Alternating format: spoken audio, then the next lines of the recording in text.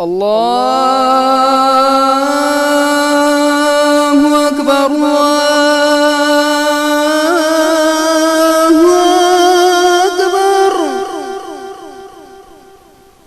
اللہ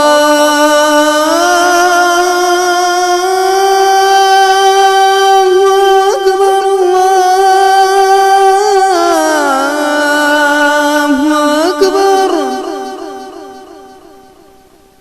أشهد أن لا إله إلا الله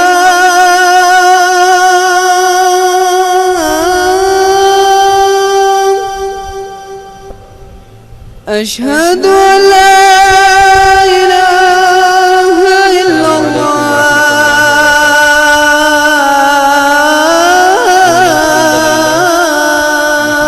ونستعينه ونستغفره ونعوذ بالله من شرور أنفسنا ومن سيئات أعمالنا من يهده الله فلا مضل له ومن يضلل فلا هادي له وأشهد أن لا إله إلا الله وحده لا شريك له وأشهد أن محمدا عبده ورسوله أما بعد يا أيها الذين آمنوا اتقوا الله حق تقاته ولا تموتن إلا وأنتم مسلمون يا أيها الناس اتقوا ربكم الذي خلقكم من نفس واحدة وخلق منها زوجها وبث منهما رجالا كثيرا ونساء واتقوا الله الذي تساءلون به والأرحام إن الله كان عليكم رقيبا يا أيها الذين آمنوا اتقوا الله وقولوا قولا سديدا يصلح لكم أعمالكم ويغفر لكم ذنوبكم ومن يطع الله ورسوله فقد فاز فوزا عظيما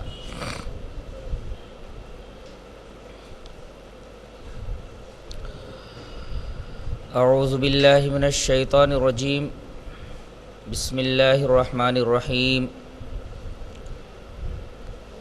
والعصر إن الإنسان لفي خسر إلا الذين آمنوا وعملوا الصالحات وتواصوا بالحق وتواصوا بالصبر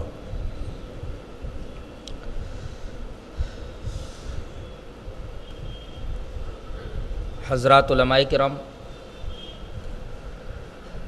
محترم بزرگوں، نوجوان بھائیوں، پیارے بچوں، پردہ نشین ماں اور بہنوں، جیسا کہ آپ حضرات کو اچھی طرح معلوم ہے کہ ہم سورہ عصر کی تفسیر کرنا چاہتے ہیں۔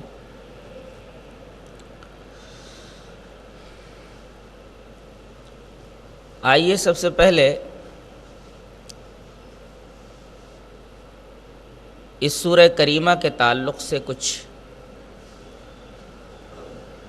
بنیادی باتیں ذہن نشین کر لیں۔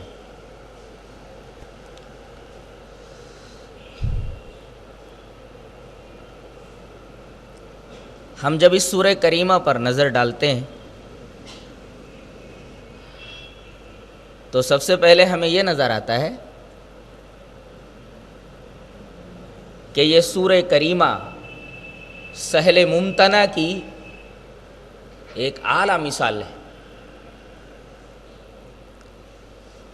سہل ممتنع ادب کے ان شہپاروں کو کہا جاتا ہے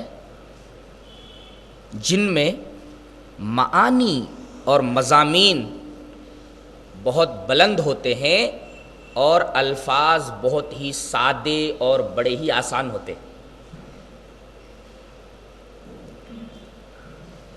اب آپ خود ہی دیکھ لیجئے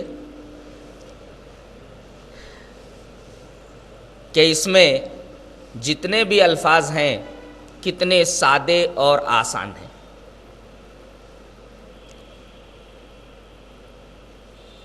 سب سے پہلے واو ہے، ایک حرف۔ یہ واو یہاں قسم کے معنی میں ہے، اور اب تو اردو میں ہم لوگ اس واو کو قسم کے معنی میں استعمال کرتے رہتے ہیں۔ واللہ میں ایسا نہیں کروں گا، واللہ میں نے ایسا نہیں کیا۔ تو واو جو یہاں قسم کے معنی میں ہم لوگ اردو میں اسے قسم کے معنی میں استعمال کرتے ہیں۔ دوسرا لفظ العصر ہے۔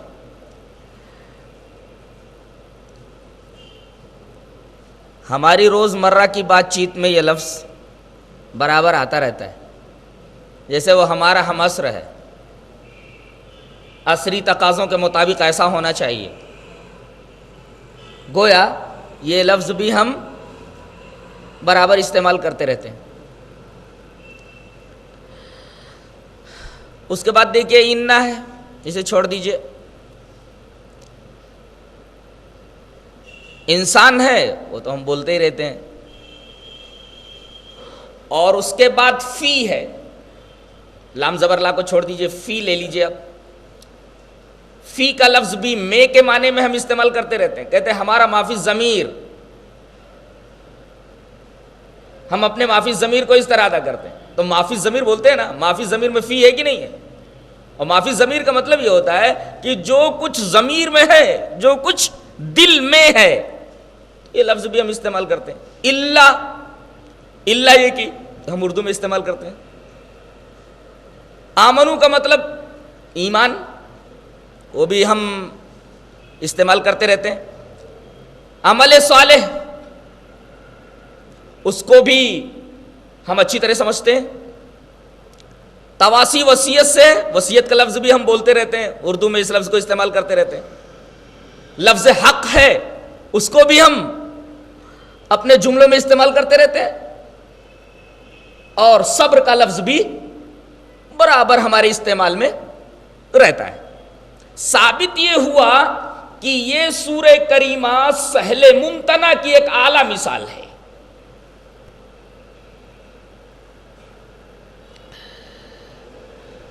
اس کے بعد آئیے ہم اس کا ترجمہ دیکھ لیں۔ والعصر، زمانے کی قسم، ان الانسان لفی خسر، بے شک تمام کے تمام انسان یقیناً گھاٹے میں ہیں، مگر وہ لوگ جو ایمان لائے اور اچھے کام کیے، اور انہوں نے ایک دوسرے کو حق کی وصیت کی، اور انہوں نے ایک دوسرے کو صبر کی وصیت کی۔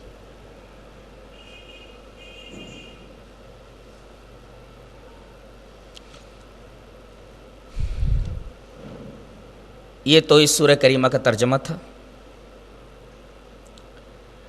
اس سورہ کریمہ کے بارے میں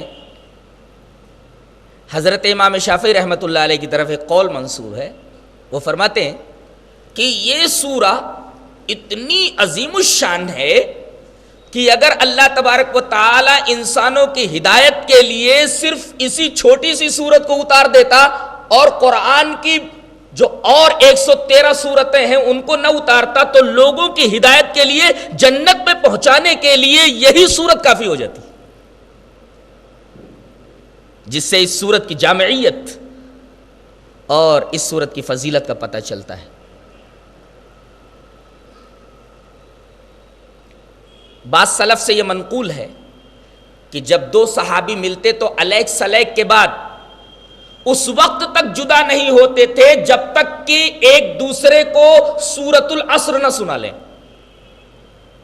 علیک سلیک ہوا، اس کے بعد جو باتیں کرنی تھی انہوں نے کی، اس کے بعد جب جدا ہونے لگتے تو ہر ایک دوسرے کو سورہ عصر سنا لیتا۔ شاید آیت کریمہ کے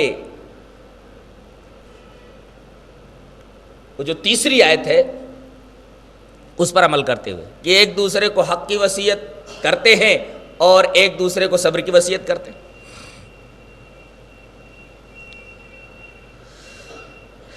اس کے بعد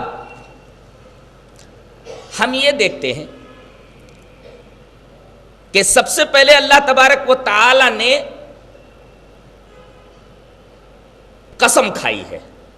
قسم کے بارے میں ایک چیز جان لیں کہ ایک ہوتا ہے مقسم، قسم کھانے والا، اور ایک ہوتا ہے مقسم بہی، جس کی قسم کھائی جائے۔ تو یہاں زمانے کی قسم، قسم کھانے والا کون؟ اللہ۔ اللہ مقسم ہوا، قسم کھانے والا، کس کی قسم کھائی گئی ہے؟ مقسم بہی کون ہے؟ زمانہ، العصر۔ تو اللہ مقسم اور العصر یعنی زمانہ مقسم بہی،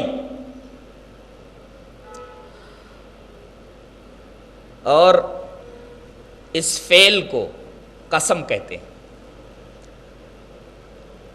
قسم کا معنی اگر آپ ڈکشنری میں دیکھیں گے تو آپ کو معلوم ہوگا کہ قسم کا مطلب ہوتا ہے کاٹ دینا۔ اچھا، قسم کا مطلب ہوتا ہے کاٹ دینا۔ تو جو لوگ قسم کھاتے ہیں، قسم کے معنی سے اس کا کیا ربط ہے؟ ربط یہ ہے کہ جب یہ معلوم ہوا کہ قسم کے معنی کاٹنے کے، اس کا مطلب یہ ہے کہ انسان جب کوئی بات کہتا ہے، کوئی دعویٰ کرتا ہے، تو اس دعوے پر جب قسم کھاتا ہے تو اس کا مقصد یہ ہوتا ہے کہ سامنے والے کے ذہن میں اگر کوئی شک ہے، سامنے والے کے ذہن میں اگر کوئی شبہ ہے تو وہ شک کٹ جائے، وہ شبہ کٹ جائے، بالفاظ دیگر شک و شبہ کی نفی ہو جائے اور مخاطب کے ذہن سے شک و شبہ دور ہو جائے۔ یوں قسم جو ہے یہ شک و شبہ کو کاٹ دیتا ہے، یعنی مخاطب کے ذہن سے شک اور شبہ کی نفی کر دیتا ہے۔ یہ تو قسم کے بارے میں کچھ ضروری اور بنیادی باتیں ہوئیں۔ قسم کا معنی دینے کے لیے عربی میں کچھ حروف آتے ہیں، مثلا باللہ میں بے ہے، اللہ کی قسم، تو یہ قسم کا معنی کس نے دیا؟ حرف بے نے۔ بے جو ہوتا ہے وہ کبھی کبھی قسم کے لیے آتا ہے، جیسے باللہ، اللہ کی قسم، تو گویا کہ لفظ بے یہ قسم کے معنی میں استعمال ہوتا ہے کبھی کبھی، اور ایک لفظ قسم کے معنی میں اور استعمال ہوتا ہے، یہ واو جو یہاں ہے، والعصر، زمانے کی قسم۔ تو یہ قسم کا مفہوم کہاں سے نکلا؟ واو یہ قسم کے لیے آتا ہے، اس وجہ سے ہم ترجمہ کرتے ہیں زمانے کی قسم، ورنہ العصر کا معنی ہے تو زمانہ، یہ قسم کا معنی کہاں سے نکلا؟ واو نے بتایا کہ میں قسم کا معنی دیتا ہوں، تو ایک حرف ہے بے، وہ قسم کا معنی دیتا ہے، جیسے باللہ، اللہ کی قسم، اور ایک حرف ہے واو، وہ قسم کا معنی دیتا ہے، جیسے والعصر، زمانے کی قسم، والتین والزیتون، انجیر کی قسم، زیتون کی قسم، وطور سینین، اور طور سینا کی قسم، وہذا البلد الامین، اس امانت دار شہر کی قسم۔ تو یہ واو قسم کا معنی دیتا ہے۔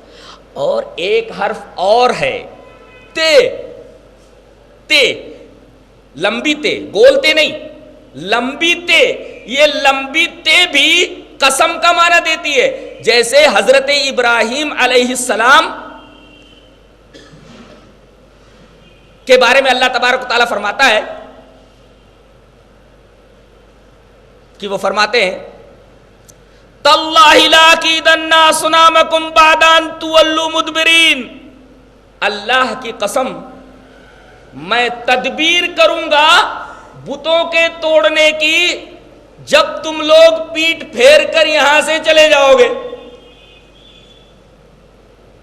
تو یہاں تے قسم کا معنی دے رہا ہے، تاللہ، اللہ کی قسم، لیکن یہ تے حقیقت میں واو ہے، واو ہے، کبھی کبھی واو تے سے بدل جاتا ہے۔ یہ تلّاہ میں جو تے ہے یہ در حقیقت واو ہے، جیسے تقوی، تقوی میں جو تے ہے نا وہ در حقیقت واو ہے۔ اسی طرح تجاہ لفظ آتا ہے سامنے، تو تجاہ میں جو تے ہے وہ واو کی بدلی ہوئی شکل ہے۔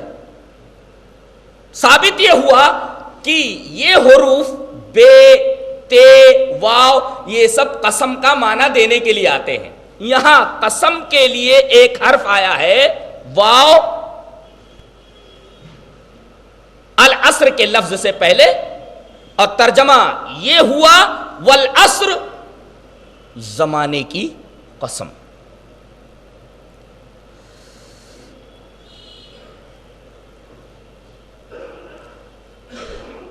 قسم کا حقیقی مفہوم کیا ہے وہ پہلے سمجھ لیتے ہیں. اگر اس مفہوم کو آپ نے سمجھ لیا تو قرآن میں جہاں جہاں قسمیں اللہ تبارک و تعالی نے اپنی مخلوقات کی کھائی ہیں وہاں ان قسموں کا حقیقی مفہوم آپ اچھی طرح سمجھ لیں گے.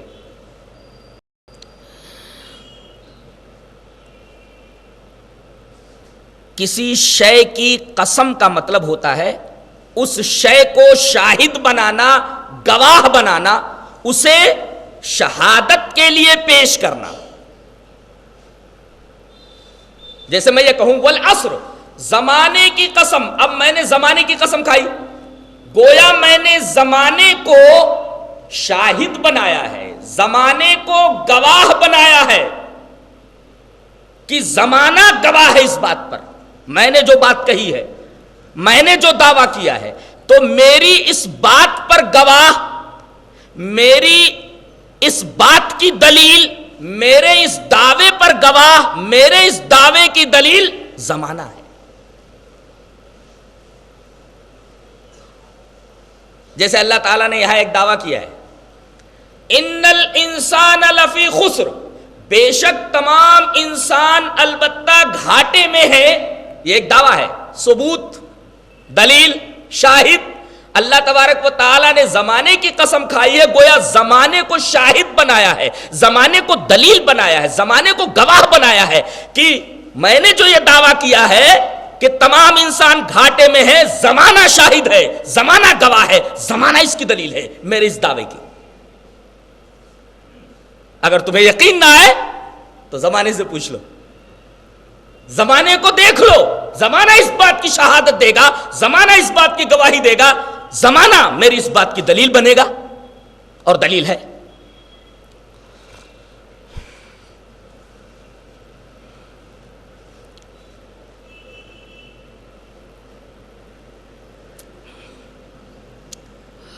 اب آئیے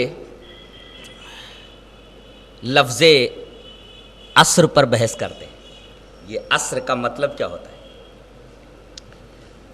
عصر کا مطلب عام طور پر ہم کیا لیتے ہیں؟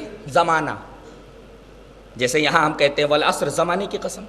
لیکن آپ کی معلومات میں اضافے کے لیے ایک بات اور بتا دوں کہ زمانے کا مفہوم دینے کے لیے قرآن میں ایک اور لفظ آیا ہے، دہر. اور اس کے نام سے اللہ تبارک و تعالیٰ نے پوری سورت اتار دی ہے. اللہ فرماتا ہے هل اتى على الانسان حين من الدهر لم يكن شيئا مذكورا. انسان کے اوپر کیا زمانے کا ایک وقت ایسا نہیں آیا ہے جب وہ کوئی قابل ذکر چیز نہیں تھا؟ یعنی انسان کوئی قابل ذکر شے تھا ہی نہیں، ایک وقت ایسا تھا. اللہ تعالیٰ نے اس دنیا میں، اس کائنات میں بہت ساری چیزیں انسان سے پہلے بنائی ہیں. انسان تو بہت بعد میں آیا ہے. تو زمانے کا ایک وقت ایسا انسان کے اوپر آیا ہے کہ انسان کوئی قابل ذکر شے نہیں تھا. اس میں دو باتیں معلوم ہوئی، ایک تو حین اور دوسرے دہر. حین من الدہر، زمانے کا ایک وقت. یہاں اللہ تعالی نے زمانے کے مفہوم کو ادا کرنے کے لیے دہر کا لفظ استعمال فرمایا ہے.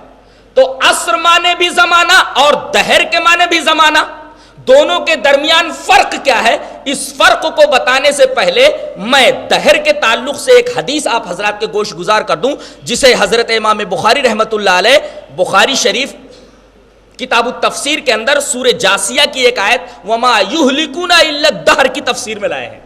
روایت اس طرح ہے، وعن ابی ہریرہ رضی اللہ تعالی عنہ قال قال رسول اللہ صلی اللہ علیہ وسلم قال اللہ عز وجل یوزینی ابن آدم یسب الدہر وانا الدہر وَبِيَدِ الْأَمْرُ أُقَلِّبُ اللَّيْلَ وَالنَّهَارِ رواہ البخاری فی کتاب التفسیر. حضرت امام بخاری اس حدیث کو کتاب التفسیر میں لائے ہیں. حضرت ابو ہریرہ فرماتے ہیں کہ رسول اللہ صلی اللہ علیہ وسلم نے ارشاد فرمایا کہ اللہ فرماتا ہے. اس کا مطلب یہ حدیث قدسی ہے. حضرت ابو ہریرہ فرماتے ہیں کہ رسول اللہ صلی اللہ علیہ وسلم فرماتے ہیں کہ اللہ فرماتا ہے. اس کا مطلب حدیث قدسی ہوئی. کیا اللہ فرماتا ہے؟ یوزینی ابن آدم، ابن آدم انسان مجھے بہت تکلیف پہنچاتا ہے. یوزینی ابن آدم، ابن آدم انسان مجھے تکلیف پہنچاتا ہے، مجھے ایذا دیتا ہے. اللہ غور کرنے کا مقام ہے. انسان کون سی ایسی حرکت کرتا ہے جس سے اللہ کو تکلیف پہنچتی ہے؟ اللہ خود فرما رہا ہے کہ انسان مجھے تکلیف پہنچاتا ہے، ایذا دیتا ہے مجھ کو. یوزینی ابن آدم، کلیجہ دہل جانا چاہیے. کیا چیز ہے وہ؟ انسان کی وہ کون سی حرکت ہے جس حرکت کی وجہ سے اللہ کو ایذا پہنچتی ہے؟ اللہ فرماتا ہے یسب الدہر، زمانے کو گالی دیتا ہے، وہ دہر کو گالی دیتا ہے، زمانے کو گالی دیتا ہے. زمانے کو گالی دیتا ہے تو اللہ کو کیوں تکلیف ہوتی ہے؟ آگے فرماتا ہے وانا الدہر، زمانہ تو میں ہوں. وانا الدہر، زمانہ میں ہوں. تو زمانے کو جب گالی دیتا ہے تو مجھے گالی دیتا ہے. وہ بیدِ الامر، اور میرے ہاتھ میں تمام تصرفات ہیں. اقلب اللیل والنہار، میں دن اور رات کو پلٹتا رہتا ہوں. اب آپ ایک سوال کریں گے کہ اللہ کے 99 ناموں کو ہم جب دیکھتے ہیں تو ان میں دہر نام نہیں ملتا. اللہ کا ایک نام ذاتی ہے اللہ، اور 99 نام اس کے صفاتی ہیں، کل مل کر کے 100 ہو جاتے ہیں.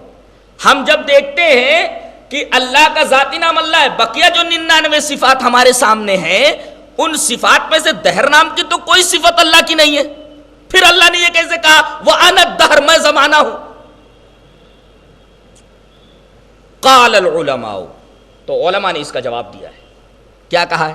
مجازن ہوا، مجازن، یہ مجاز ہے. حقیقی طور پر اللہ کا صفتی نام دہر نہیں ہے، مجازن اس کو دہر کہا گیا ہے اس حدیث پاک میں. اس کا سبب وَسَبَبُهُ أَنَّ الْعَرَبَ كَانَ مِنْ شَانِهَا أَن تَسُبَّ الدَّهْرَ عند النوازل والمصائب والحوادث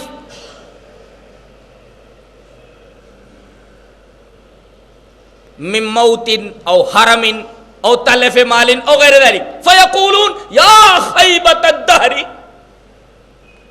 علماء نے کہا کہ یہاں اللہ تبارک و تعالی کا جو صفتی نام دہر کہا گیا ہے وہ اس کا صفتی نام حقیقت میں نہیں ہے، مجازن کہہ دیا گیا ہے.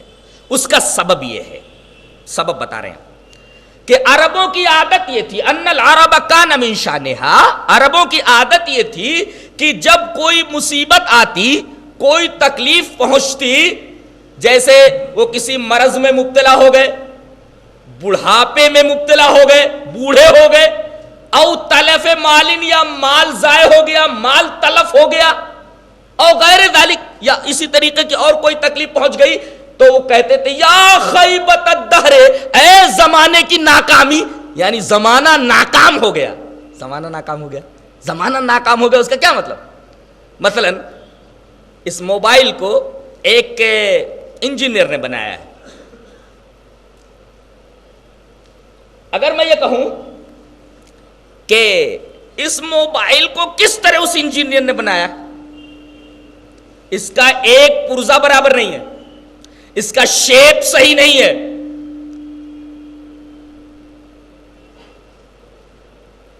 اس کے اندر یہ خرابیاں ہیں، بتائیے آپ برا بھلا کہہ رہے ہیں، عیب نکال رہے ہیں، نقص نکال رہے ہیں موبائل میں، لیکن اس موبائل کا بنانے والا انجینئر وہاں کھڑا ہوا ہے.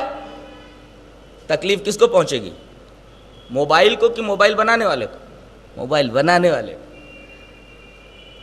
ایسے ہی یہاں اللہ تبارک و تعالی یہ فرما رہا ہے کہ زمانہ میں ہوں، یعنی زمانے کو میں ہی چلا رہا ہوں، رات اور دن کو میں ہی بدلتا ہوں، سلسلہ روز و شب آتا ہے میرے تصرف کی وجہ سے۔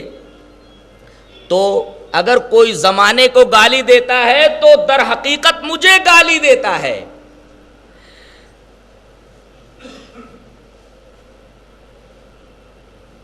علامہ اقبال نے اس پر ایک بہت اچھے شعر کہا ہے، کہتے ہیں زندگی از دہرو دہرز زندگی است، زندگی از دہرو دہرز زندگی است، لا تسب الدہر فرمان نبی است۔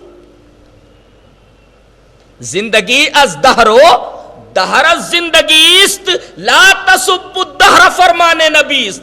زمانہ زندگی سے ہے اور زندگی زمانے سے ہے، اور نبی کریم صلی اللہ علیہ وسلم کا یہ فرمان ہے، جیسا کہ بخاری کی یہ روایت ہے، لا تسب الدہر، زمانے کو گالی مت بکو، اس لیے کہ جو زمانے کو گالی بکتا ہے وہ در حقیقت مجھے برا بھلا بولتا ہے اور مجھے تکلیف پہنچاتا ہے۔ ورنہ زمانہ تو اللہ تبارک و تعالیٰ کی جملہ مخلوقات میں سے ایک مخلوق ہے۔ تو اس حدیث کا حاصل یہ نکلا کہ زمانے کو گالی مت دو، لِأَنَّكُمْ إِذَا سَبَبْتُمْ فَاعِلَهَا، جب تم اس کے فاعل کو گالی دو گے، زمانے کے بنانے والے کو گالی دو گے، تو وقع السب علی اللہ تعالی، تو اللہ تبارک و تعالیٰ کو یہ گالی پڑے گی، اللہ تبارک و تعالیٰ کو یہ گالی لگے گی۔ کیوں؟ اس لیے کہ اللہ تعالیٰ ہی اس کا فاعل ہے، اس کا بنانے والا ہے اور اس کا پیدا کرنے والا ہے۔ تو یہ حدیث بتا رہی ہے کہ زمانے کو عربی میں دہر بھی کہتے ہیں۔ اچھا، اب آئیے عصر کا معنی متعین کر لیتے ہیں۔ عصر کسے کہتے ہیں؟ عربی کا ایک شاعر ہے درید ابن سما، وہ بولتا ہے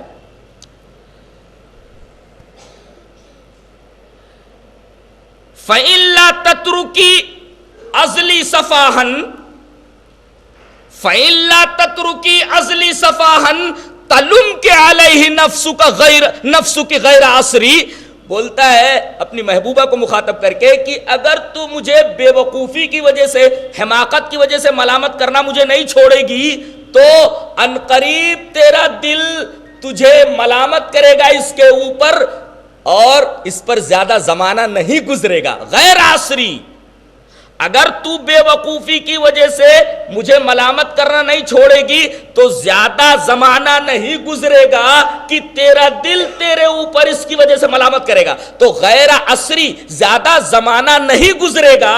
پتہ یہ چلا کہ دہر میں اور عصر میں، جبکہ دونوں زمانے کے معنی میں آتے ہیں، فرق یہ ہے کہ دہر کے اندر مجموعیت کا اعتبار ہے اور عصر کے اندر اس کے اضافی ہونے کا اعتبار ہے۔ اس کو اس طرح سمجھ لو کہ دہر کہتے ہیں ایبسلیوٹ ٹائم کو، مطلق وقت، وقت مطلق، ایبسلیوٹ ٹائم، اور عصر کہتے ہیں رننگ ٹائم، گزرتا ہوا وقت، جیسا کہ اس شعر سے ثابت ہے۔ دہر کہتے ہیں ایبسلیوٹ ٹائم کو اور عصر کہتے ہیں رننگ ٹائم کو، گزرتے ہوئے وقت کو۔ اب دہر اور عصر کے درمیان فرق بالکل واضح ہو گیا۔ اس کو میں ایک مثال سے سمجھاتا ہوں۔ اللہ تبارک و تعالی نے جب چیزوں کی تخلیق کرنی شروع کی، یعنی ابتدائے آفرینش سے لے کر کے جب اس کے علاوہ کچھ نہیں تھا، پہلی چیز جب اس نے پیدا کی، پیدائش کا اس نے آغاز کیا، تو ابتدائے آفرینش سے لے کر کے لامتناہی وقت تک، وہ لامتناہی وقت جو اللہ تبارک و تعالیٰ کے علم میں ہے، تب تک اگر ایک چادر پھیلی ہوئی مان لی جائے، یہاں سے لے کر کے لامتناہی حد تک، ابتدائے آفرینش سے لے کر کے جہاں سے اللہ تبارک و تعالیٰ نے پیدائش شروع کی، چیزوں کی، وہاں سے لے کر کے ابتدائے آفرینش سے لے کر کے لامتناہی وقت تک، وہ لامتناہی وقت جو اللہ تبارک و تعالیٰ کے علم میں ہے، تب تک، یہاں سے وہاں تک ایک چادر فرض کر لی جائے پھیلی ہوئی، ایک شامیانہ فرض کر لیا جائے وہاں تک، تو اس کو کہیں گے دہر، زمانہ، ایبسلیوٹ ٹائم. یہاں سے وہاں تک مکمل زمانہ ہے. برابر؟ اچھا، اب یہ وقت جو گزرتا جا رہا ہے، ایک رات آئی، ایک دن آیا، رات آ کر کے چلی گئی، دن آ کر کے چلا گیا، یہ سلسلہ روز و شب، یہ گزرتا ہوا ٹائم، یہ عصر ہے. ٹائم گزرتا جا رہا ہے، رننگ ٹائم کو عصر کہا جاتا ہے. یہ فرق ہے دہر اور عصر کے درمیان.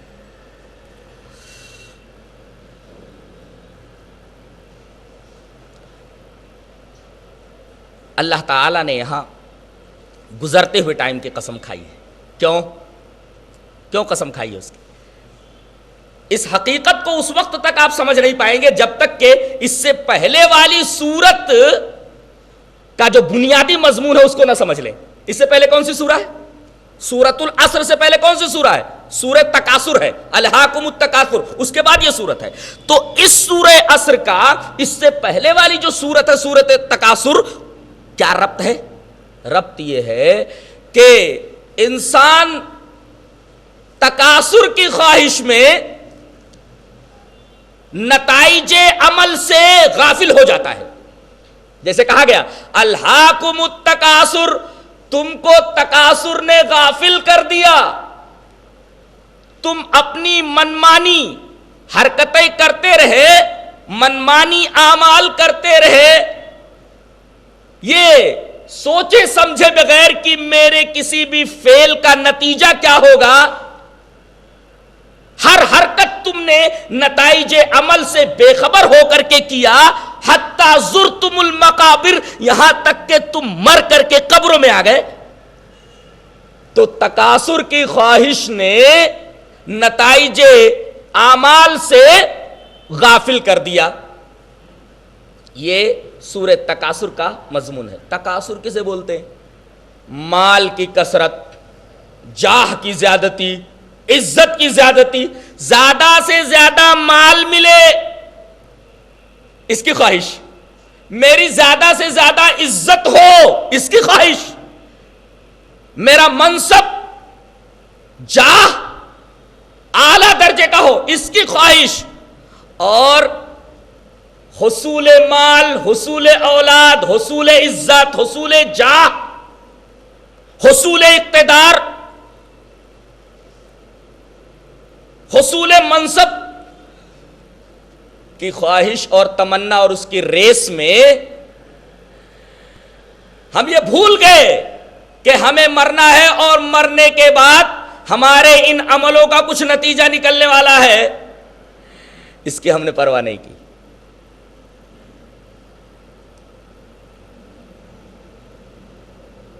تو سورہ تکاثر میں تکاثر کے نتائج عمل سے بے خبری کو بیان کیا گیا ہے، اور اب بتایا جا رہا ہے سورہ عصر کے اندر کہ اے غافل انسان، ذرا ہوش میں آ، زمانہ گزرتا جا رہا ہے، زمانہ گزرتا جا رہا ہے اور تو بے خبری کے عالم میں ہے. مسئلہ وہ نہیں ہے جس میں تو الجھا ہوا ہے، یہ مسئلہ تو چند روزہ ہے، چند روز میں ختم ہو جائے گا. مسئلہ حقیقت میں وہ ہے جس کو تو نظر انداز کیے ہوئے ہے. یہ سورت یہ بتا رہی ہے.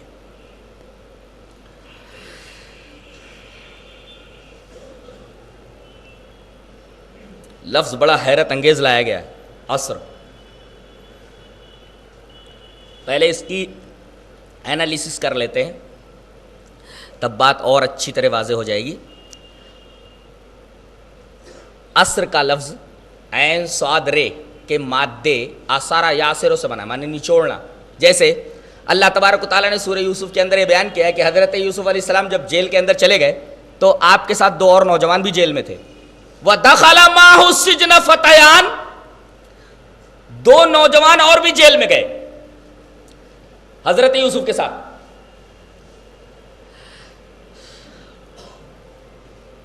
ان دونوں نے دیکھا کہ یہ بہت اچھا آدمی ہے, لگتا ہے غلطی سے جیل میں آ گیا ہے, کسی سازش کے تحت اس کو جیل میں ڈال دیا گیا. دیکھتا وہ بہت معصوم دکھتا ہے, بہت نیک آدمی ہے.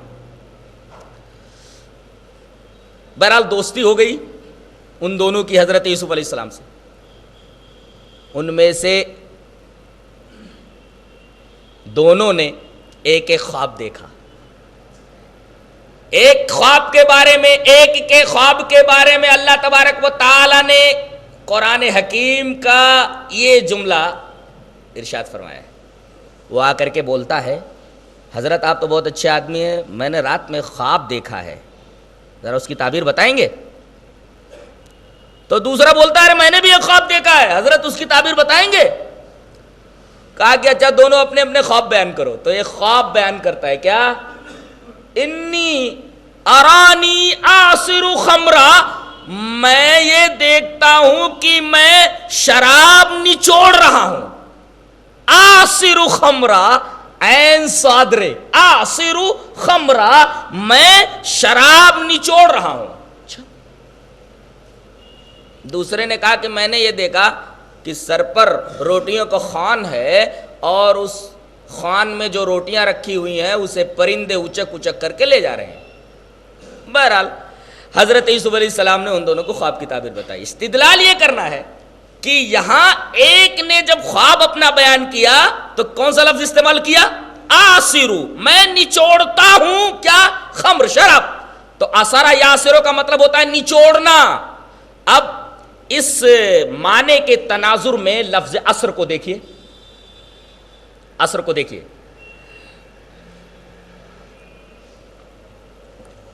کسی چیز کو نچوڑ دیا جائے تو نچڑی ہوئی چیز کو دوبارہ اس چیز کے اندر داخل کیا جا سکتا ہے؟ نہیں.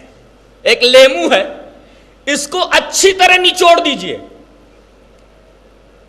لیمو سے رس نچوڑ کر کے گلاس میں رکھ دیجئے. غور کیجئے کہ یہ نچوڑا ہوا رس دوبارہ کوئی دنیا کا بڑے سے بڑا سائنٹسٹ نیبو کے اندر ڈال سکتا ہے؟ نہیں ڈال سکتا.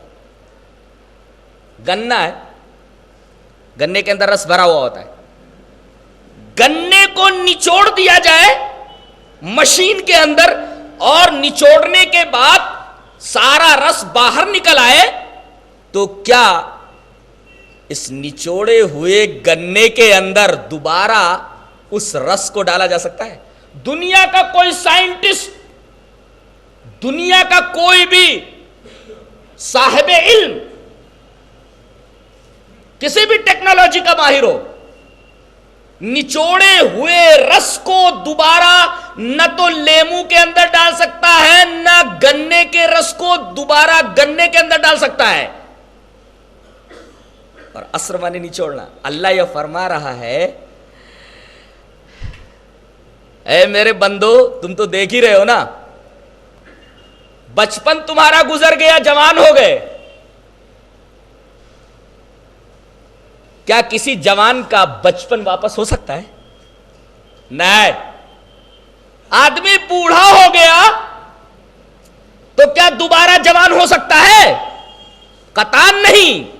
جیسے وہ رس دوبارہ لیمو کے اندر اور گنے کے اندر نہیں ڈالا جا سکتا, تیسے بچپن نچڑ گیا, جوانی میں پہنچ گیا تو یہ نچڑا ہوا بچپن جوانی میں داخل ہو سکتا, اور بوڑھا ہو گیا تو جوانی کا رس نچوڑ کر ختم ہو گیا, تو دوبارہ اس نچوڑے ہوئے جوانی کے رس کو بڑھاپے کے اندر نہیں داخل کیا جا سکتا. تبھی تو شاعر نے کہا وَيَا لَيْتَ الشَّبَابَ يَعُودُ يَوْمًا, عربی شاعر ہے, کیا بولتا ہے؟ وَيَا لَيْتَ الشَّبَابَ يَعُودُ يَوْمًا فَأُخْبِرُهُ بِمَا فَعَلَ الْمَشِيبُ, ہائے کاش جوانی لوٹ آتی تو میں بتاتا کہ بڑھاپے نے میرے اوپر کیا کیا ظلم ڈھائے.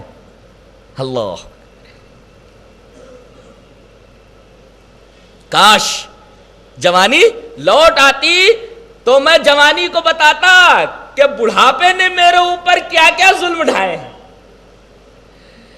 اس بڑھاپے کا حوالہ اللہ تبارک و تعالیٰ نے ایک جگہ دیا ہے. فرماتا ہے وَقَضَىٰ رَبُّكَ أَلَّا تَعْبُدُوا إِلَّا إِيَّاهُ وَبِالْوَالِدَيْنِ إِحْسَانًا إِمَّا يَبْلُغَنَّ عِندَكَ الْكِبَرَ أَحَدُهُمَا أَوْ كِلَاهُمَا فَلَا تَقُل لَّهُمَا أُفٍّ وَلَا تَنْهَرْهُمَا وَقُل لَّهُمَا قَوْلًا كَرِيمًا وَاخْفِضْ لَهُمَا جَنَاحَ الذُّلِّ مِنَ الرَّحْمَةِ وَقُل رَّبِّ ارْحَمْهُمَا كَمَا رَبَّيَانِي صَغِيرًا. اللہ فرماتا ہے کہ تیرے رب نے یہ فیصلہ کر دیا ہے کہ اللہ کے علاوہ کسی کی عبادت نہ کرو اور والدین کے ساتھ حسن سلوک کرو, ماں باپ کے ساتھ اچھا بیہیویئر کرو, اچھا سلوک کرو.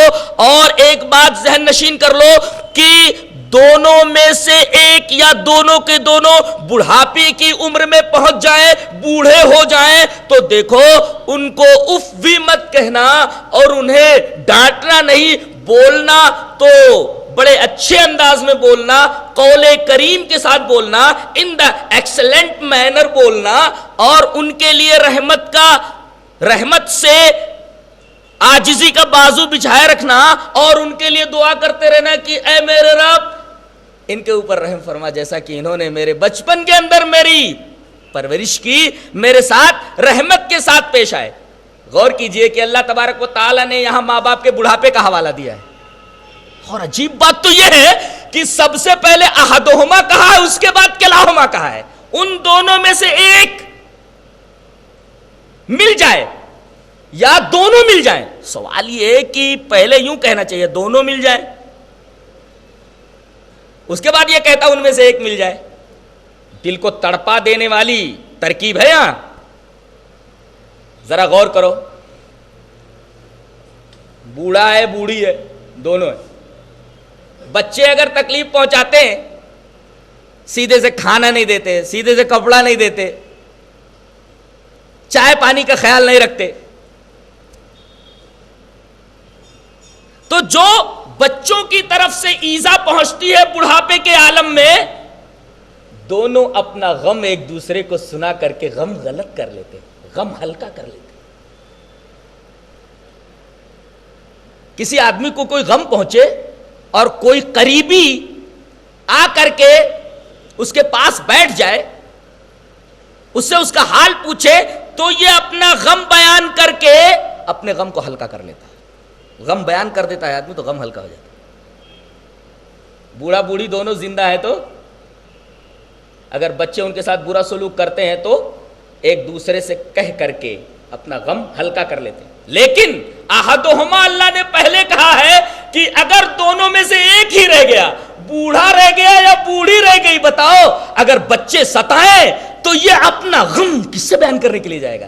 ایک غم گسار تو تھا, وہ تو چلا گیا. لہذا دونوں زندہ ہوں تب تو حسن سلوک کے مستحق ہے ہی, لیکن اگر ان میں سے کوئی ایک رہ جائے تو یہ حسن سلوک کے زیادہ مستحق, حسن سلوک کا زیادہ مستحق. اندر اندر گھٹتا رہتا ہے, بوڑھی ہے تو اندر اندر گھٹتی رہتی ہے.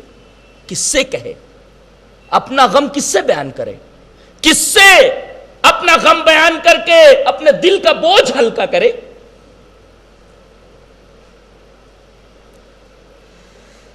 تو بڑھاپا کسے کہتے ہیں؟ نچڑی ہوئی جوانی کو. جوانی کسے کہتے ہیں؟ نچڑے ہوئے بچپن کو. بچپن نچڑ جائے تو جوانی آ جاتی, جوانی نچڑ جائے تو بڑھاپا آ جاتا. نچڑی ہوئی چیز دوبارہ اصل شے کے اندر نہیں داخل ہوتی. ایسے ہی اللہ تبارک و تعالیٰ فرما رہا ہے عصر, زمانہ نچڑتا جا رہا ہے. ایک لمحہ اگر گزر گیا تو دنیا کی ساری دولت دے کر کے اس لمحے کو لوٹانا چاہو جو نچڑ گیا ہے تمہاری زندگی سے, تو اس ایک منٹ کو, ایک ثانیے کو لوٹا نہیں سکتے. اس قدر قیمتی نچڑ گیا. نچڑی ہوئی چیز کو دوبارہ, اب ہماری زندگی کا ایک لمحہ گزر گیا, نچڑ گیا ہماری زندگی سے, اب اس نچڑے ہوئے لمحے کو دوبارہ زندگی میں نہیں لا سکتے. چاہے پوری کائنات, پوری دنیا دے دیں, نچڑا ہوا لمحہ, جو لمحہ گزر گیا سو گزر گیا. اب اسے زندگی میں دوبارہ نہیں لا سکتے۔ اللہ تبارک و تعالیٰ یہ فرمانا چاہ رہا ہے کہ دنیا کی قیمتی سے قیمتی چیز اگر ہاتھ سے نکل جائے تو خریدا جا سکتا ہے، اسے سونا ہو، ہیرا ہو، موتی ہو، ہاتھ سے نکل جائے دوبارہ انہیں خریدا جا سکتا ہے، لیکن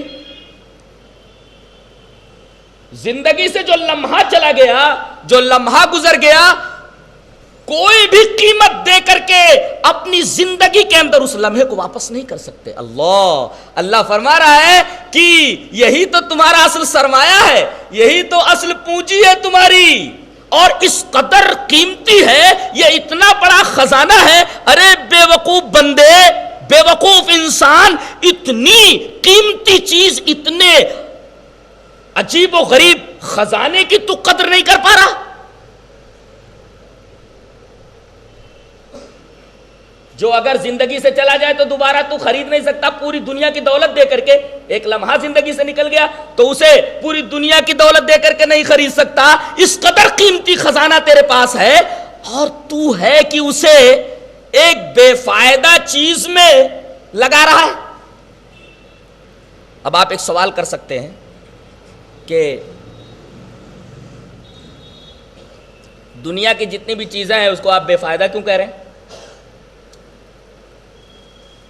اس معنی میں بے فائدہ کہہ رہا ہوں کہ دنیا کے اندر جتنی بھی نعمتیں ہیں ان کے اندر تین خرابیاں ہیں،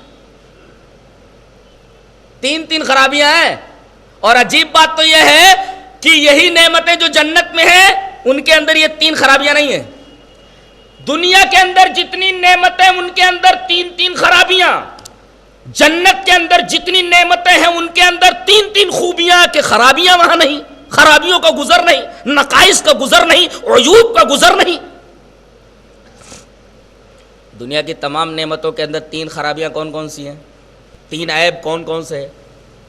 تین نقائص کون کون سے ہیں؟ کوانٹٹی صحیح نہیں ہے، دوسرے کوالٹی صحیح نہیں ہے، تیسرے وہ ہمیشہ رہتی نہیں ہے۔ ہر نعمت کے بارے میں دیکھ لو، ایک تو کوانٹٹی برابر نہیں ہے، ملتی ہے تو تھوڑی مقدار میں ملتی ہے، تھوڑی مقدار میں ملتی ہے۔ انسان کو دنیا کی ساری چیزیں مل جاتی ہیں؟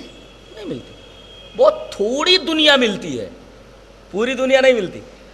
غالب نے اسی حقیقت کو بیان کیا ہے، بولتا ہے ہزاروں خواہشیں ایسی کہ ہر خواہش پہ دم نکلے، ہزاروں خواہشیں ایسی کہ ہر خواہش پہ دم نکلے، بہت نکلے میرے ارمان لیکن پھر بھی کم نکلے۔ ابھی ایک ضرورت پوری نہیں ہوئی انسان کی، دوسری ضرورت سر اٹھائے کھڑی رہتی ہے۔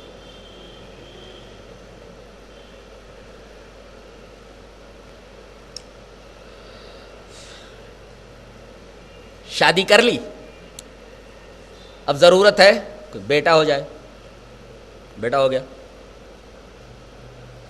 ایک بیٹی ہو جانا، بیٹی بھی ہو گئی، اب کیا کرنا؟ بیٹے کو اچھی تعلیم دلانا، بیٹی کو اچھی تعلیم دلانا، اچھے سے اچھا اسکول دیکھنا۔ چلیے ذمہ داریاں بڑھتی جا رہی ہیں، بچہ فارغ ہو گیا پڑھ کر کے، اب نوکری کی تلاش، اسے کسی اچھی نوکری پہ لگا دینا، کتنا بھی پیسہ لگتا ہو۔ اب کسی اچھی پوسٹ پر پہنچ گیا، اچھے منصب کو حاصل کر چکا، تو اب یہ ہے کہ اب اس کی شادی کر دی جائے۔ اللہ، ایک ضرورت پوری نہیں ہوئی کہ دوسری ضرورت سر اٹھائے کھڑی رہتی ہے۔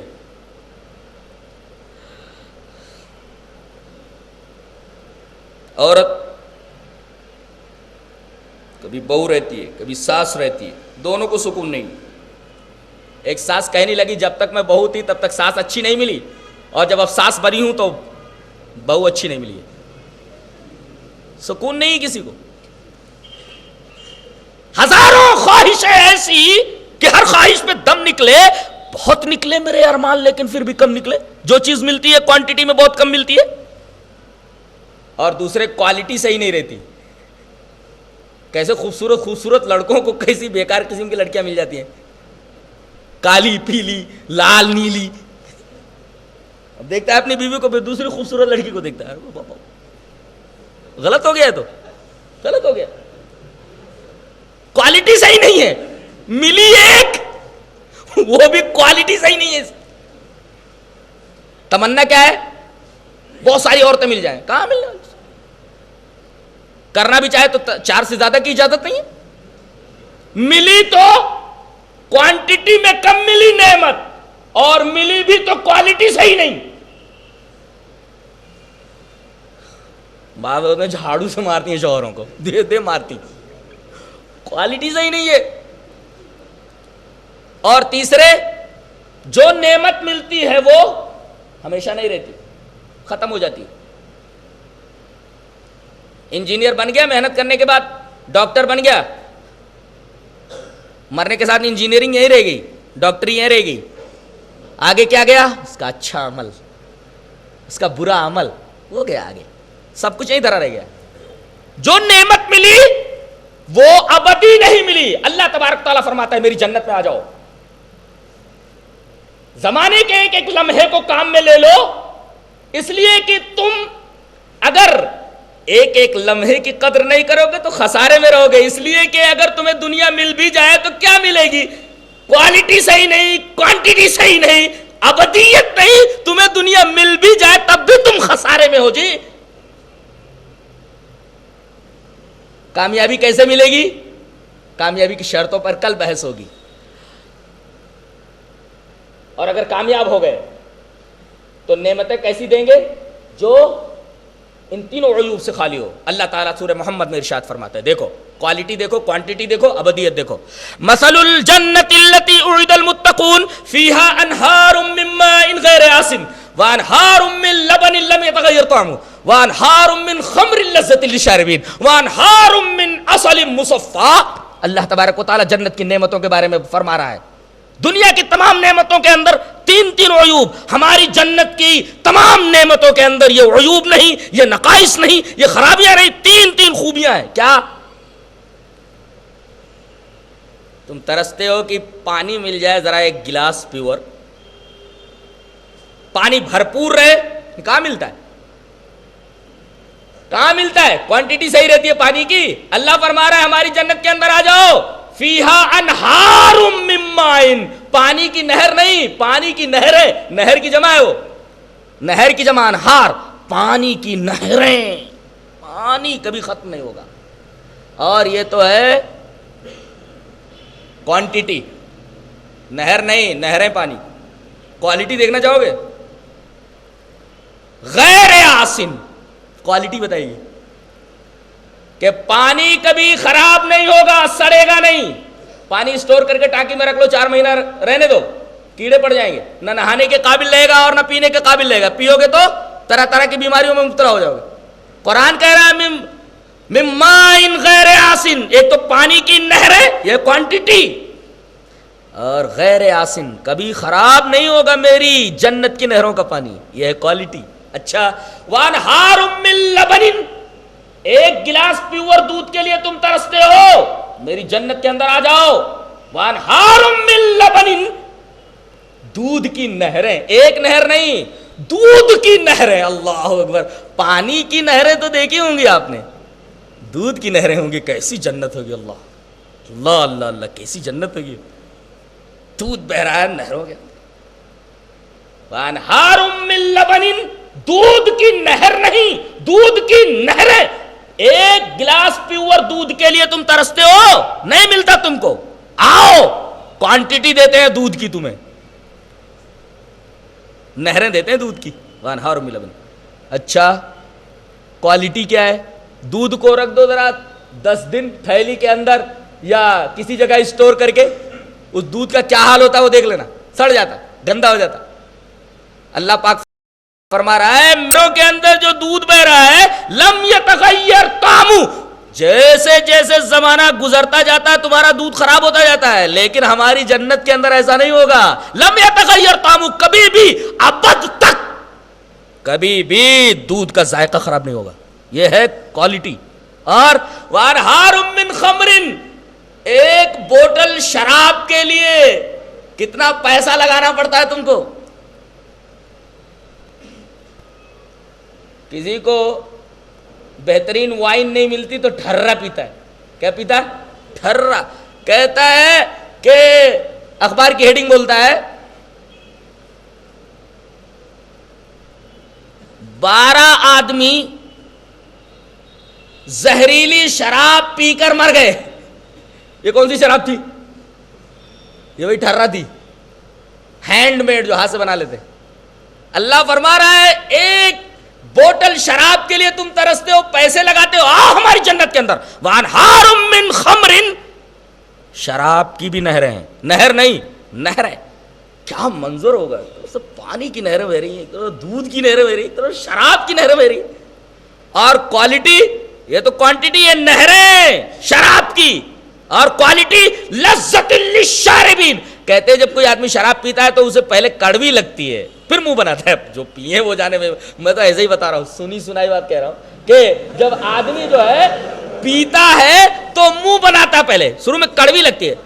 تو میں نے ایک شرابی سے پوچھا, ابے بیوڑے, بیوڑا, وہ بیوڑے سے میں نے پوچھا, ابے بیوڑے, جب شراب پینے سے منہ کا ذائقہ خراب ہو جاتا ہے تو کائے کو مرتا ہے, کیوں شراب پیتا ہے؟ کہتا ہے مولوی صاحب شراب پیتے وقت شروع میں تو کڑواہٹ محسوس ہوتی ہے, لیکن جب اندر جاتی ہے تو جو سرور آتا ہے اس میں بہت مزہ ہے. قرآن حکیم بولتا ہے وانہار من خمر, کوانٹٹی شراب کی نہریں, اور کوالٹی لذت للشاربین, پینے والوں کو لذت مل جائے, پینے والے انجوائے کریں. لذت مینس انجوائے, انجوائے کرو, پیو, انجوائے کرو. پینے والوں کے لیے, شارب مینس ڈرنکر, لذت للشاربین, پینے والوں کو مزہ آ جائے, مزہ آ جائے پینے والوں.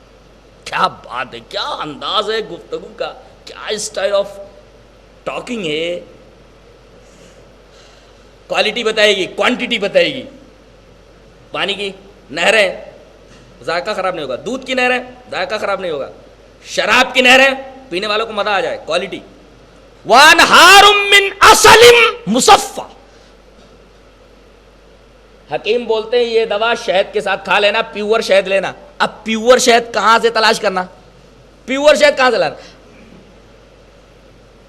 اب آدمی کی اس مجبوری سے وہ شہد اتارنے والے کیا کرتے ہیں, ایک بکٹ لے لیتے ہیں, بکٹ کے اندر پورا گڑ ڈال کر کے, پانی ڈال کر کے پورا میٹھا کر لیتے ہیں. اب اس کو بیچنا ہے, کیا کرتے ہیں, کہیں شہد کا پورا چھتا دیکھتے ہیں, وہ چھتا اٹھا کر وہاں ڈال لیتے, اور 10-5 زندہ شہد کی مکھیوں کو بھی ڈال لیتے, بیچ رہے ہیں. دیکھتے ارے یار شہد کی مکھیاں ہیں اس میں, تو چھتا پورا پڑا ہوا ہے. اب حکیم نے بتایا تو کھانا ہے دوا کے ساتھ. قرآن حکیم بولتا ہے پیور شہد کے لیے تم ترستے ہو کہ تمہیں 1-8 کلو پیور شہد مل جائے, آؤ ہماری جنت کے اندر.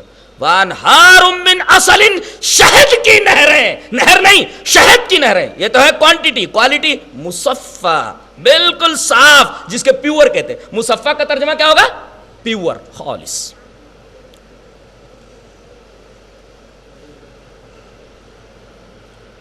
تو قرآن حکیم اب بولتا ہے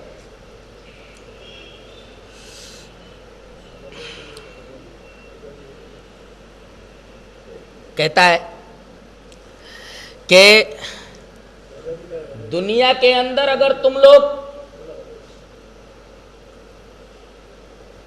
کچھ حاصل بھی کر لو تب بھی خسارے میں ہو, اس لیے کہ جو بھی نعمت مل رہی ہے تم کو اس کی کوالٹی صحیح نہیں, کوانٹٹی صحیح نہیں, ہمیشہ رہنے والی نہیں ہے. تو کیوں نہ ہماری جنت کے اندر آ کر کے یہ 3 خوبیوں والی نعمتیں لے لو. اور یہ کب ملے گی؟ جب ایک لمحے کا فائدہ اٹھاؤ گے, گزرتے ہوئے زمانے کے ایک لمحے سے فائدہ اٹھاؤ گے, تب جا کر کے تم کو وہ جنت ملے گی. اب فائدہ کیسے اٹھانا ہے اس کی تفصیل آگے.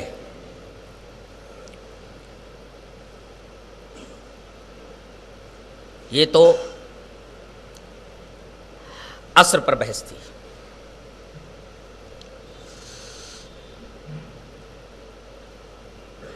اب آئیے ان الانسان لفی خسر پر بحث کر لیں. بے شک انسان البتہ گھاٹے میں. تمام کے تمام انسان گھاٹے میں.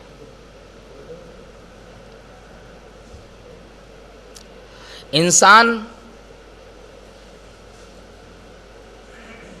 کے لیے ایک اور لفظ استعمال ہوتا ہے بشر. تو بشر جب استعمال ہوتا ہے تو وہ ملک کے مقابلے میں ہوتا ہے. ان ھذا الا ملک کریم ما ھذا بشرا ان ھذا الا ملک کریم.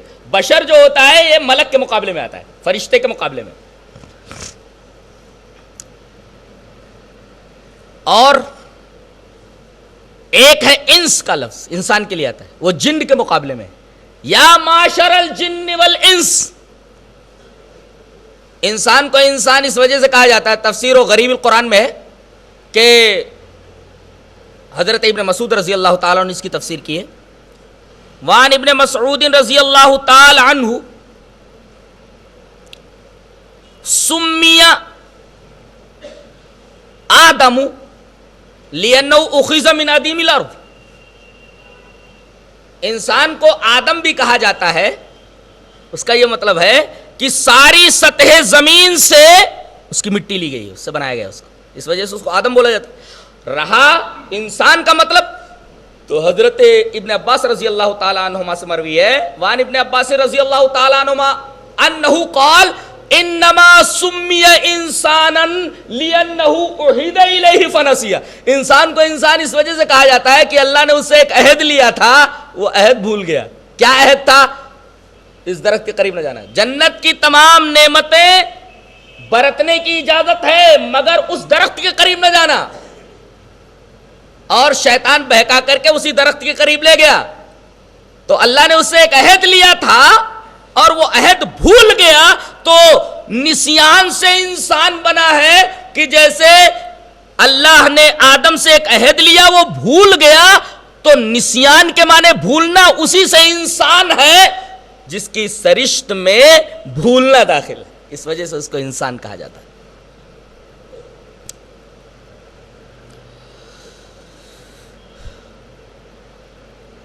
کچھ عقائد کے سوالات یہاں حل کر لیتے ہیں. بعض لوگ کہتے ہیں کہ انسان زمین پر اللہ کا خلیفہ ہے.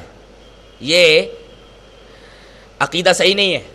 یہ عقیدے کے اندر ایک غلط قسم کا انحراف ہے.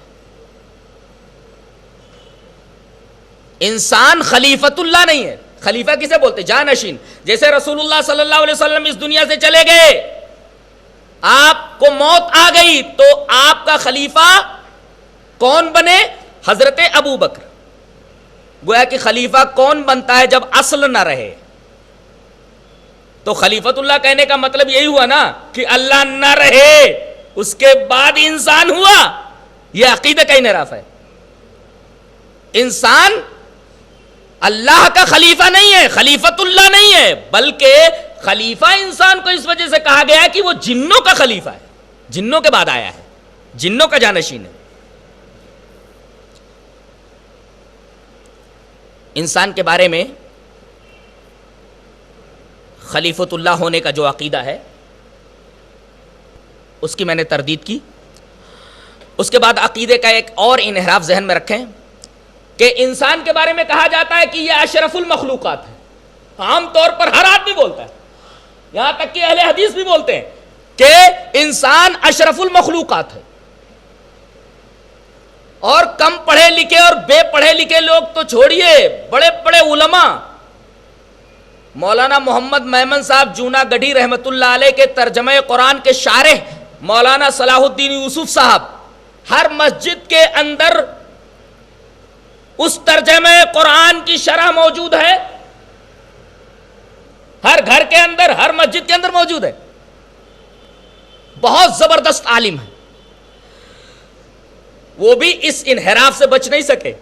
انہوں نے لقد خلقنا الانسان فی احسن تقویم کی تفسیر میں کہ ہم نے انسان کو بہترین ساخت میں پیدا کیا ہے, انہوں نے انسان کے اشرف المخلوقات ہونے کا قصیدہ پڑھ دیا ہے کہ انسان اشرف المخلوقات ہے. جبکہ یہ بات ذہن نشین کر لیجئے کہ اگر کوئی آدمی یہ بولتا ہے کہ انسان اللہ کی تمام مخلوقات میں اشرف ہے تو وہ قرآن کی آیات کا بھی انکار کرتا ہے اور حدیثوں کا بھی انکار کرتا ہے. مثلا ایک حدیث ذہن میں رکھا ہے جسے امام بخاری رحمۃ اللہ علیہ کتاب التوحید کے اندر لائے ہیں. روایت اس طرح ہے: وعن ابی ہریرہ رضی اللہ تعالی عنہ قال قال النبی صلی اللہ علیہ وسلم یقول اللہ تعالی انا عند ظن عبدی بی وانا معه اذا ذکرنی فَإِن ذَكَرَنِي فِي نَفْسِهِ ذَكَرْتُهُ فِي نَفْسِي وَإِن ذَكَرَنِي فِي مَلَئٍ ذَكَرْتُهُ فِي مَلَئٍ خَيْرٍ مِّنْهُ. رواہ البخاری فی کتاب التوحید. حضرت امام بخاری رحمۃ اللہ علیہ اس کو کتاب التوحید میں لائے. لانے کا مطلب یہ ہے کہ یہ عقیدہ توحید سے متعلق ہے. اگر کوئی آدمی اس کے خلاف عقیدہ رکھتا ہے تو توحید کے اوپر ضرب پڑے گی. کیا ترجمہ ہے اس حدیث پاک کا؟ حضرت ابو ہریرہ فرماتے ہیں کہ رسول اللہ صلی اللہ علیہ وسلم نے ارشاد فرمایا کہ اللہ فرماتا ہے، یہ بھی حدیث قدسی ہے. کیا اللہ فرماتا ہے کہ میں اپنے بندے کے گمان کے ساتھ ہوں. بندہ میرے ساتھ جیسا گمان کرتا ہے ویسا ہی میں اس کے ساتھ ہوں. لہذا اللہ تبارک تعالیٰ سے اچھا گمان رکھنا چاہیے. بندے مایوس ہو جاتے ہیں، ارے اتنا گناہ کر لیا، اب اللہ تبارک تعالیٰ مجھے جہنم میں ضرور ڈالے گا. اللہ تبارک تعالیٰ سے حسن ظن رکھنا چاہیے، اچھا گمان رکھنا چاہیے. تو اللہ فرماتا ہے کہ میں اپنے بندے کے گمان کے ساتھ ہوں، جیسا بندہ میرے ساتھ گمان رکھے گا میں اس کے ساتھ ویسا ہی رہوں گا. اور آگے اللہ نے فرمایا، حدیث قدسی ہے لہذا اللہ ہی فرما رہا ہے وَأَنَا مَعَهُ إِذَا ذَكَرَنِي، اور جب وہ مجھے یاد کرتا ہے تو میں اس کے ساتھ ہوتا ہوں. وَأَنَا مَعَهُ إِذَا ذَكَرَنِي، میں اس کے ساتھ ہوتا ہوں جب وہ مجھے یاد کرتا ہے میں اس کے ساتھ ہوتا ہوں. کیا مطلب؟ صوفیوں کا یہ عقیدہ کہ اللہ ہر جگہ موجود ہے اپنی ذات کے اعتبار سے، یہ غلط عقیدہ ہے.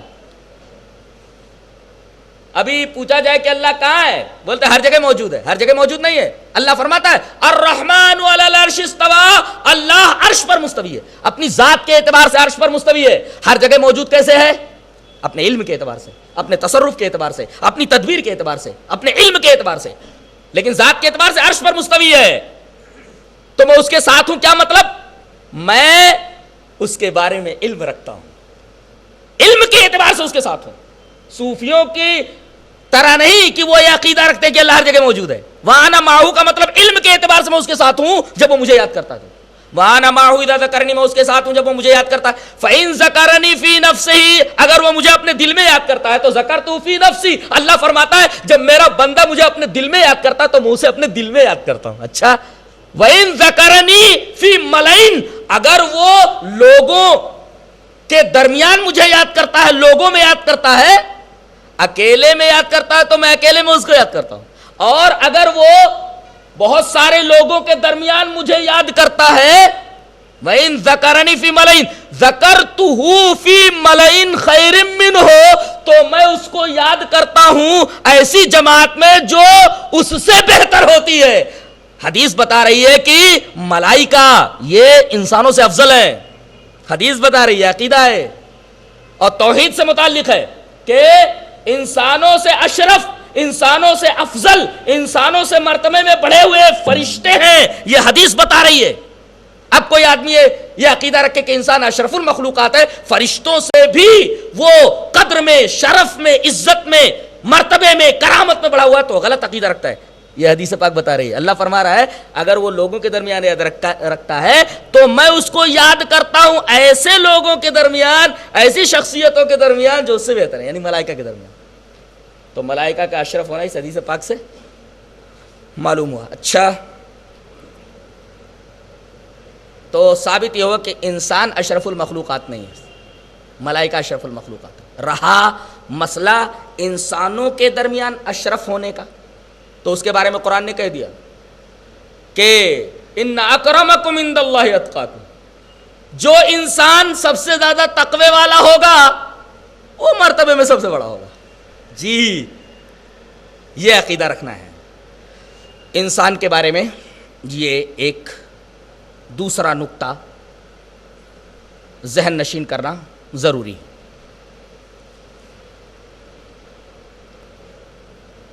اور اسی غلط عقیدے کی وجہ سے بعض لوگوں نے قرآنی آیات کی غلط ترجمانی کی ہے، قرآنی آیات کا غلط ترجمہ کر دیا ہے. جیسے ڈاکٹر اسرار صاحب ہیں، ان کی ریڈیائی تقریر پوری دنیا کے اندر لوگ سنتے ہیں. وہ اسی حلول پرستانہ غلط عقیدے کو بیان کرتے رہتے ہیں. وہ کیا بیان کرتے ہیں؟ کہتے ہیں یہ ہے کہ اس انسان کی شرافت کا عالم یہ ہے کہ اللہ تبارک و تعالی نے خود انسان کے اندر اپنی روح پھونکی، خود اپنی روح پھونکی. اب دیکھو، اب اگر یہ ترجمہ کر دیا جائے کہ اللہ نے خود انسان کے اندر اپنی روح پھونک دی، اس وجہ سے انسان اشرف ہو گیا، تو انسان کے اشرف ہونے کا عقیدہ جب انسان کے ذہن میں بیٹھ گیا تو اس نے دیکھو آیت کا غلط ترجمہ کر دیا. آیت کا ترجمہ یہ ہونا چاہیے وَنَفَخْتُ فِيهِ مِن رُوحِي، میں نے اپنی طرف سے اس کے اندر جان ڈال دی. اپنی روح نہیں ڈال دی، بلکہ اپنی طرف سے ایک مخلوق جو روح ہے اس کو میں نے اس کے اندر ڈال دیا.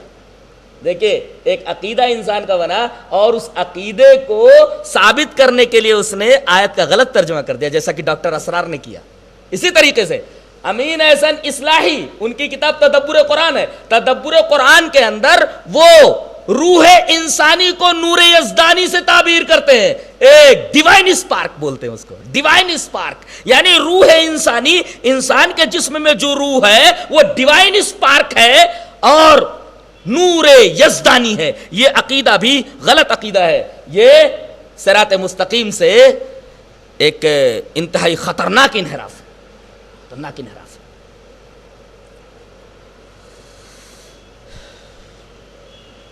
ثابت یہ ہوا کہ زمانہ گزرتا جا رہا ہے، بہت قیمتی ہے وہ، ایک لمحہ نچڑ گیا تو دوبارہ واپس نہیں آتا. اگر تم تکاثر کے پیچھے، تکاثر خواہش میں زندگی کا لمحہ لمحہ اگر گنوا دو گے تو کیا حاصل ہوگا تمہیں؟ ایسی نعمتیں حاصل ہوں گی جن کے اندر 3 خرابیاں ہیں. تو کیوں نہیں گھاٹے سے بچتے ہو؟